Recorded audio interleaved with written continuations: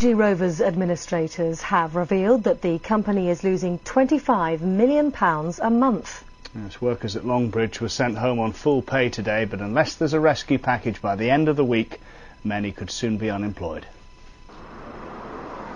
The bleak mood of workers as they left a mass meeting with union leaders reflected the lack of optimism that now surrounds the Rover plant. Most were sent home for the day. Many believed they may be leaving Longbridge for the last time.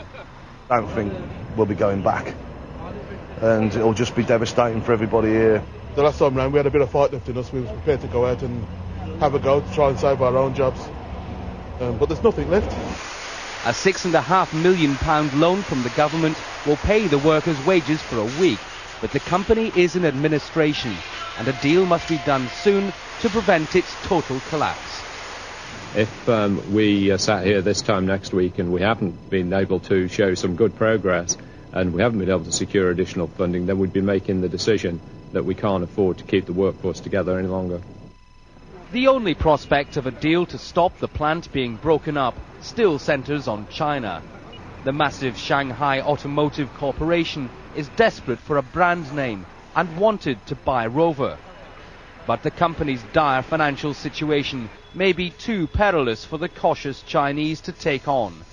They are saying the deal is highly unlikely to go ahead.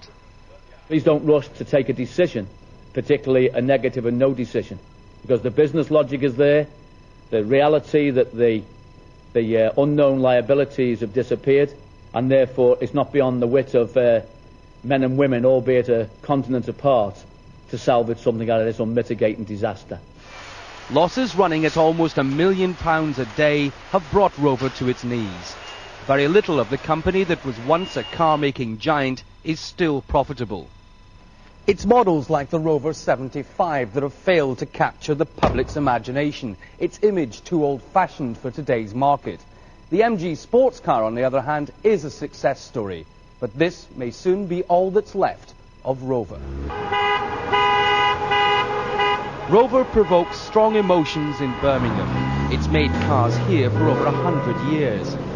The company is not short of supporters, but it needs more than just sentiment to secure its future. Ross Appleyard, Sky News, Birmingham. Well, all day we've been asking you to have your say on the situation at MG Rover. Should public money be spent on saving the company? Here's how you voted. It's coming up. There it is. No, say 70% of you, quite emphatically. Yes, those say 30%. Press red and select if you'd like to add your voice to that vote. We'll be running that till midnight.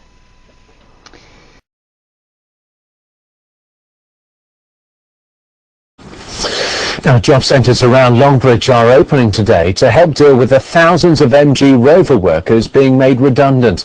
A special helpline offering advice on retraining has already received more than 3,000 calls.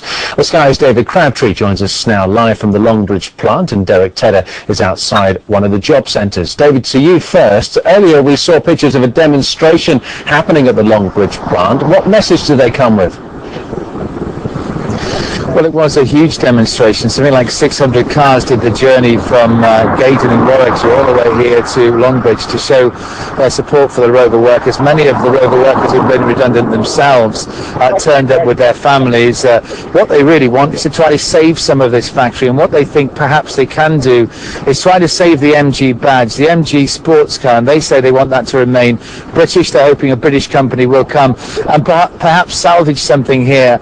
But they're in the very sad situation at the moment that the vast bulk of the 5,000 or so who are being made redundant straight away haven't even had their letter yet. They're waiting for that. That's probably going to land on their doormat tomorrow morning. So they don't know about 5,000 or so whether they're amongst the 1,000. They'll be kept on maybe for a few weeks to finish off the cars that are currently inside and on the production line. And those 5,000 workers will be very keen to hear what this government inquiry actually turns up. Yes, I think so. They've heard some words from John Towers, not a great deal. He's the man in charge of the Phoenix Consortium, but there are 4 millionaires, we understand, out of the debacle behind me. They're very concerned that on a Sunday, Rover workers are going down to a job centre to try and scramble some kind of job as quickly as possible. And there are 4 men who've made fortunes out of MG Rover behind me. The consortium, the Phoenix Consortium, said it's nothing of the kind. They say that there's been an overreaction. People aren't jumping to conclusions. They say they, at the very beginning in the year 2000, had the workers at heart, and they really wanted to make a go of this. But there will be an investigation. They'll be very interested to find out what has happened to all the money. Okay, let's join Derek Tedder, who's outside one of the job centres there. And Derek, what's the mood been there like today? Well, I can tell you, Steve, many people are panicking now. They've had the anger, they've had the sort of disbelief, and now they're in a situation of limbo. They want another job, they don't know how to sort out the benefits, and many of them have actually come here to the Job Centre Plus today, which is only just up the road from the Rover dealership. I can tell you that this is very different to what a lot of the workers may have remembered from the old labour exchange. Many of the workers at Rover have worked there for about 20, 30 years. Remember the dark, gloomy places that used to be the labour exchange, but here it's very different. If I can just show you, it looks more like a building society, to be honest with you. Many people have got access to the computers here. They can actually dial up the jobs. There's something for a computer-aided design technician there, 18 to 24,000. That will be suitable for somebody perhaps from Rover. Let me just show you around and show you what also is on offer here. People can come and sit with a dedicated advisor that they will guide them through what options they've got available to them now. They will talk to them about the benefits that they'll have.